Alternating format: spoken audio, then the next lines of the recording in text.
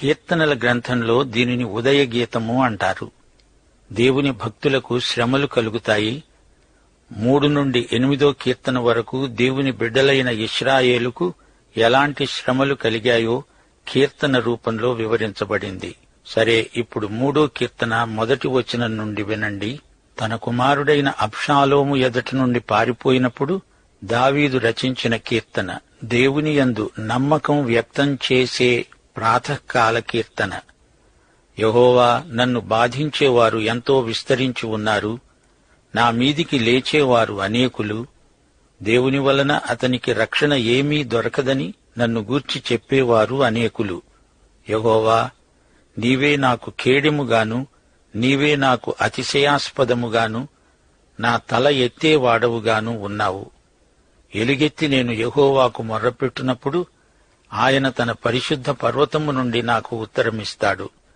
యెహోవా నాకు ఆధారము కావున నేను పండుకొని నిద్రపోయి మేల్కొన్నాను. ప్రియ శ్రోతలు, వింటున్నారా? కొందరికి రాత్రి నిద్ర పట్టదు. ఆందోళన వారిని అట్టిట్టు చేస్తుంది. అలాంటి వారికి 3, 4 కీర్తనలు పరమౌషధం లాంటివి.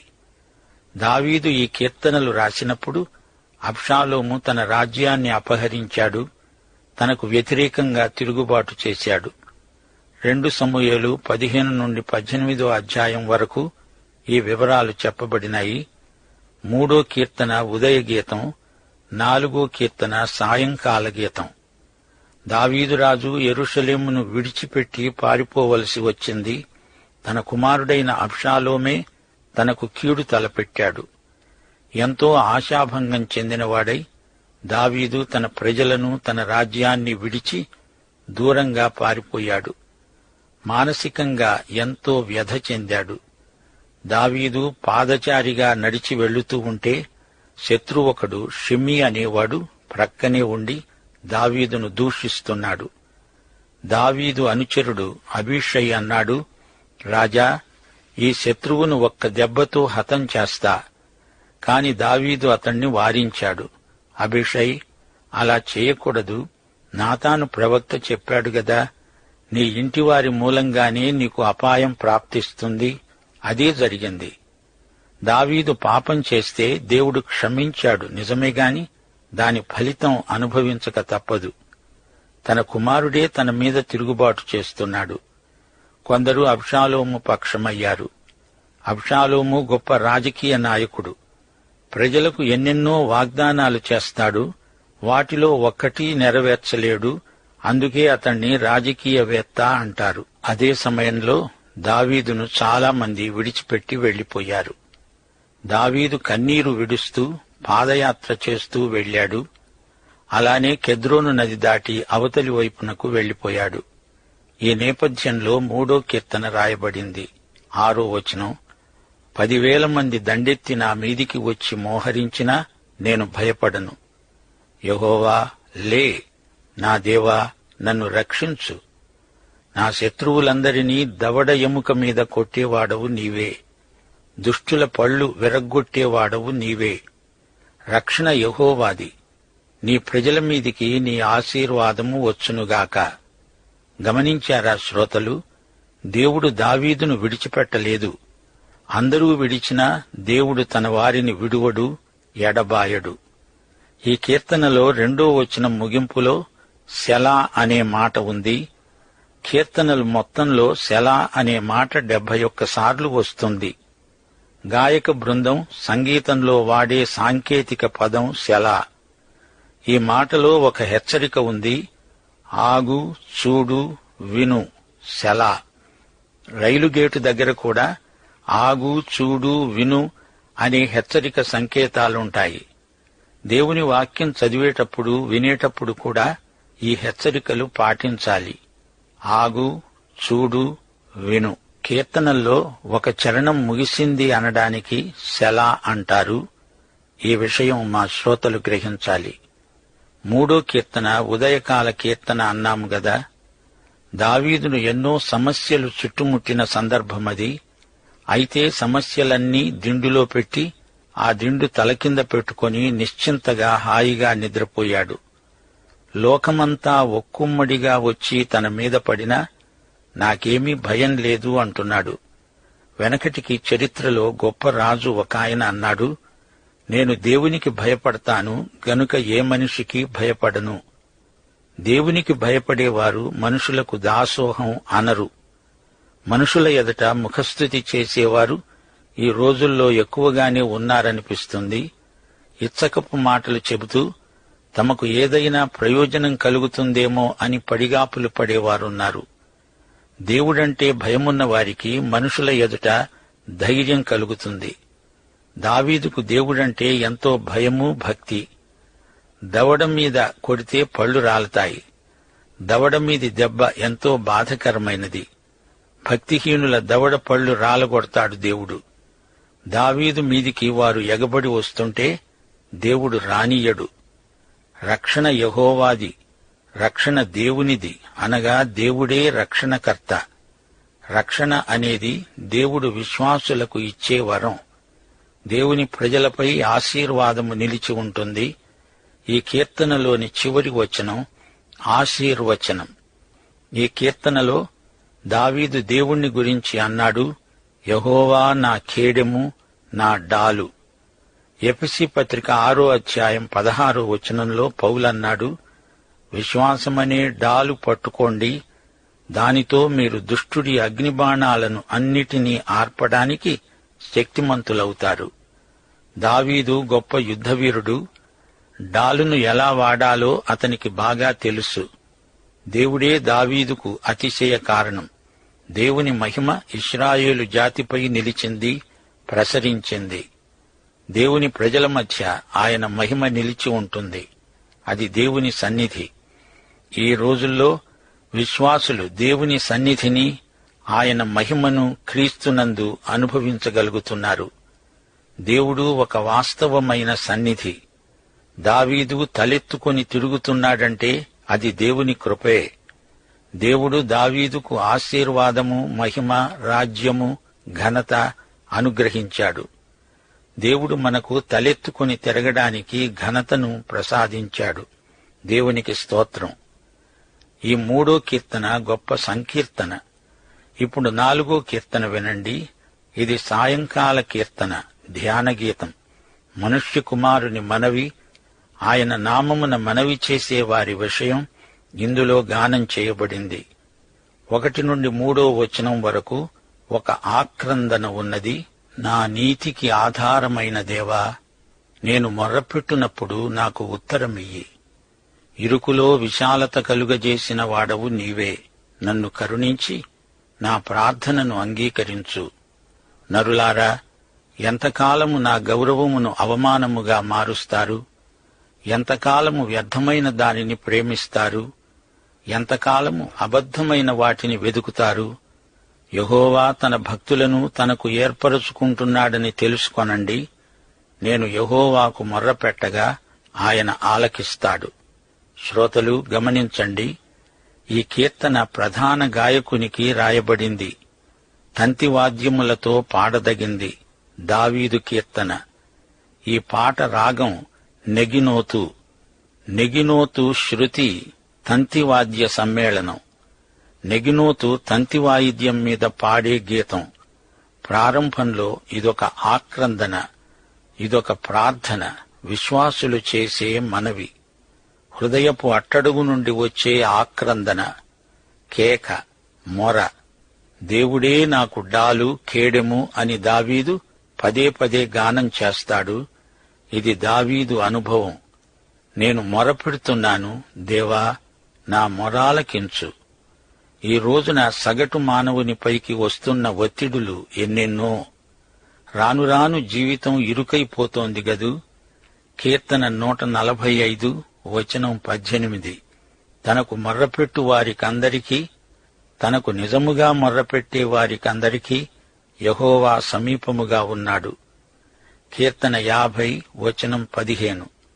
ఆపత్కాలమున నీవు నన్ను గూర్చి మొర్రపెట్టు, నేను నిన్ను విడిపిస్తాను, నీవు నన్ను మహిమపరుస్తావు. యెషయా గ్రంథం 65వ అధ్యాయం 24వ వచనం. వారు వేడుకొనక మునుపు నేను ఉత్తరమిస్తాను, వారు మనవి చేస్తూ ఉండగా నేను ఆలకిస్తాను. అలాగే కీర్తన 18 వచనం 6, ఇది వ్యక్తిగతమైనది. నా శ్రమలో నేను యెహోవాకు మొర్రపెట్టాను, నా దేవునికి ప్రార్థన చేశాను. ఆయన తన ఆలయములో ఆలకించి నా ప్రార్థనను అంగీకరించాడు. నా మొర్ర ఆయన సన్నిధిని చేరి ఆయన చెవులలో జొచ్చింది. కీర్తన 55 వచనం 16లో చెప్పబడినట్లు, నేను దేవునికి మొర్రపెట్టుకుంటాను, యెహోవా నన్ను రక్షిస్తాడు. ఇప్పుడు 4, 5 వచనాలు వినండి. దేవుడు తన బిడ్డలను సరిదిద్దుతున్నాడు, చక్కపరుస్తున్నాడు. భయము నొంది పాపం చేయకండి. మీరు పడకల మీద ఉండగా మీ హృదయములలో ధ్యానము చేసుకొని ఊరుకోండి. నీతియుక్తమైన బలులర్పిస్తూ యెహోవాను నమ్ముకోండి. దేవుడు ఎంత గొప్పవాడు! ప్రార్థనలకు జవాబిచ్చే దేవుడు. దేవునికి భయపడేవారు ఆయన మహాపరిశుద్ధత దృష్ట్యా పాపం చేయరు. భయము నొంది పాపం చెయ్యవద్దు అంటే ఎఫెసీ పత్రిక 4వ అధ్యాయం 26వ వచనం దీనికి అర్థం చెబుతుంది. కోపపడండి గాని పాపం చేయకండి. సూర్యుడు అస్తమించే వరకు మీ కోపము నిలిచి ఉండకూడదు. ఇప్పుడు 6వ వచనం నుండి గేయకారుడు తన విశ్వాసాన్ని, నమ్మకాన్ని వ్యక్తం చేస్తున్నాడు. మాకు మేలు చూపేవాడు ఎవడని పలికేవారు అనేకులు.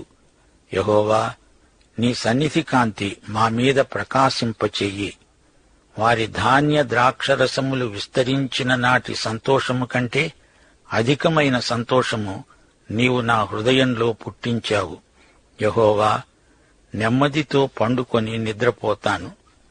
నేను ఒంటరిగా ఉండినను నీవే నన్ను సురక్షితముగా నివసింపచేస్తావు. ప్రియ శ్రోతలు, నిరుత్సాహపడకండి. దేవుని సన్నిధి కాంతి మన మీద ప్రకాశించినంతకాలం మనకు ఎట్టి కలవరమూ ఉండదు. అంతా సవ్యంగానే జరుగుతుంది. ఎవరో వస్తారు, మనకేదో ఇస్తారు, ఏదో చేస్తారు అని చూడకండి. ఆయన సన్నిధి కాంతిలో మీ విశ్వాస ప్రవర్తన స్థిరపడుతుంది.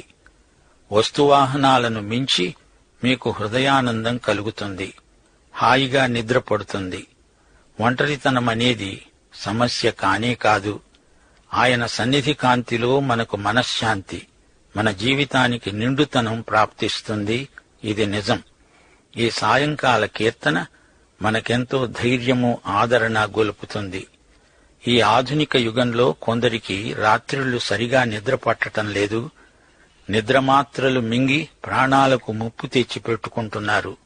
వద్దు, ఈ 4వ కీర్తన చదివి పడుకొని హాయిగా నిద్రపోండి. దావీదు నిద్రపోయేటప్పుడు తన అంతరంగంలోని యుద్ధాన్ని నిలిపివేశాడు. దేవుని సన్నిధి కాంతిలో శాంతిని అనుభవించాడు. పడకపై ఉండి చింతలన్నీ తన తలజుండులోకి కుక్కిపెట్టాడు. ఆంతరంగిక సమస్యలకు విరుగుడు ఔషధం దేవుని వాక్యమే. దావీదు దేవుని యందు అచంచల విశ్వాసముంచాడు. కోపం ఉపశమించింది. రాత్రి పడుకొని సమస్యలను గురించి తలపోయటం కేవలం అవివేకం. నిద్రపడకపై ఉండగా ప్రభువునే ధ్యానించు, ఆయనకు స్తుతియాగం సమర్పించు. చీకటిలో దేవుని సన్నిధి కాంతిని అనుభవించు, ఆనందించు. యుద్ధాలెన్నో ఉన్నాయి. తెల్లారితే యుద్ధరంగంలోకి ప్రవేశించాలి. అయినా దావీదు కంగారు పడలేదు. నిశ్చింతగా దేవుని సన్నిధి కాంతిలో విశ్రమించాడు. దేవుడు అకస్మాత్తుగా పరిస్థితులనేమీ మార్చడు, గాని నీ అంతరంగంలోని స్థితిని మార్చగలడు. ఇది నిజం. ఈ కీర్తనను ధ్యానించి సత్ఫలితాలను మా శ్రోతలందరూ పొందగలరని నిరీక్షిస్తున్నాము. ఈ కీర్తన ఆరంభంలో గేయకారుని భావం గ్రహించారా? దేవుని గౌరవాన్ని అవమానానికి మార్చేది విగ్రహారాధన. వ్యర్థమైన విగ్రహార్చనను ఎందుకు ప్రేమిస్తారో తెలియదు.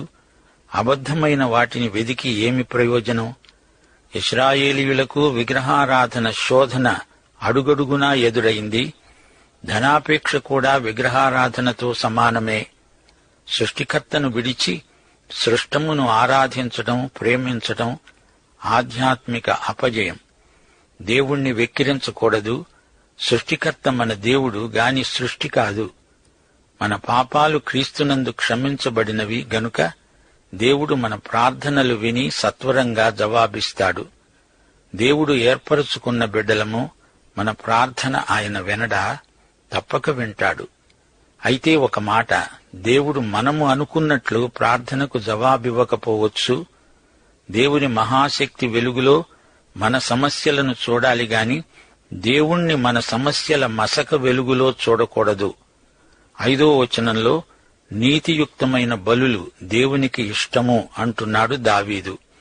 హెబ్రీ పత్రిక 13వ అధ్యాయం 15వ వచనం దీన్ని వివరిస్తుంది.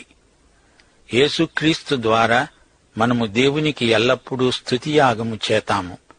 అనగా ఆయన నామమును ఒప్పుకుంటూ జిహ్వాఫలము అర్పిద్దాము. దేవునికి విధేయులమై హృదయపూర్వకంగా ఆయనకు స్తుతి స్తోత్రములు సమర్పిద్దాము.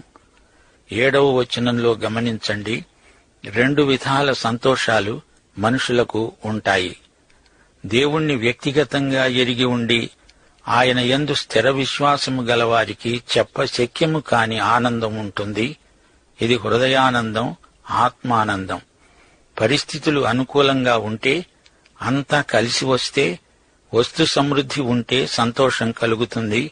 ఆత్మానందం శాశ్వతమైనది. ఆత్మానందం నిరాశా నిస్పృహలను పారదోలుతుంది. భౌతిక సంతోషం క్షణికం, తాత్కాలికం. ప్రియ శ్రోతలు, దేవుని వాక్యం, అందలి దేవుని వాగ్దానాలు మన విశ్వాసానికి ఆధారం. మనము వస్తువాహనాలు కలిగి ఉండకూడదని దేవుడు అనలేదు, కాని వస్తువాహనాలు మనలను కలిగి ఉండకూడదని దేవుడు అంటున్నాడు. దేవుని రాజ్యమును నీతిని మొదట వెతికితే అన్నీ అనుగ్రహించబడతాయి. అంటే ఏమిటి? దేవుణ్ణి వెతికితే అన్నీ ఆయనే ఇస్తాడు. ఆనందం అన్నీ ఇచ్చే దేవుని యందే కలగాలి గాని ఆయన ఇచ్చిన వాటి యందు కాదు. చూచారా శ్రోతలు, 3, 4 కీర్తనల్లో ఎన్నెన్నో సత్యాలు దాగున్నాయి. వచ్చే పాఠంలో మరికొన్ని కీర్తనలు ధ్యానించుకుందాము. పాఠం సమాప్తం. యేసుక్రీస్తు వారి కృప, యెహోవా దేవుని ప్రేమ, పరిశుద్ధాత్మ సహవాసానందము మనకందరికీ నిత్యత్వము వరకు తోడై ఉండునుగాక. ఆమేన్.